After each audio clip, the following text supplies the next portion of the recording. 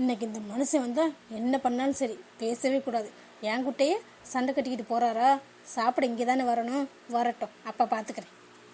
இன்னைக்கு வேணும்னே அவருக்கு பிடிச்ச மீன் குழம்பு தான் வச்சுருக்கேன். எப்படியும் கண்டிப்பாக பேசிடுவார், பேசாமலாம் இருக்க மாட்டார். எப்படியும் என்கிட்ட வந்து தானே ஆகணும், என்கிட்ட மன்னிப்பு கேட்டு தானே ஆகணும். மீன் குழம்பு சாப்பிட்ணும்ல, சும்மாவா? அப்பப்பப்பா, பிரியாணி வாசமே ஆளை தூக்குது. வாய் வீட்டு பிரியாணின்னா சும்மாவா? இந்த மனுஷன் நம்மளை கடுப்பேற்றுறதுக்குன்னே வேணும்னே எனக்கு பிடிச்ச மாதிரி பிரியாணி வாங்கிட்டு வந்திருக்காரு. பரவாயில்ல, பிரியாணியா ரோசமா? ரோசம் தான் நமக்கு முக்கியம்.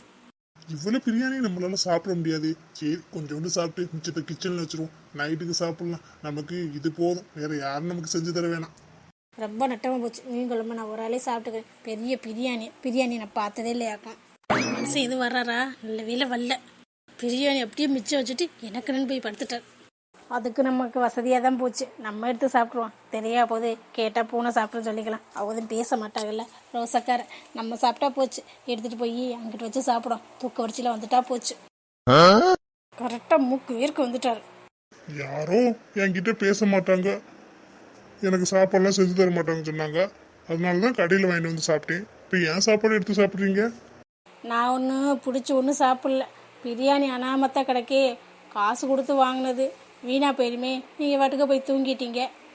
அதான் குப்பையில் எண்ணத்தை போடுறது மனசு இல்லைன்னு சாப்பிடலாமேன்னு பார்த்தேன். மற்றபடி ஒன்றும் இல்லை.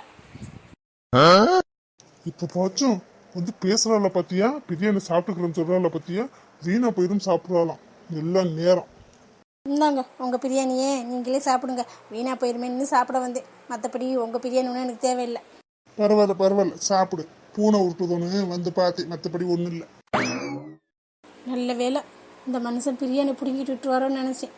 அப்பாடா, இன்னைக்கு ஒரு கட்ட வேண்டியதான்.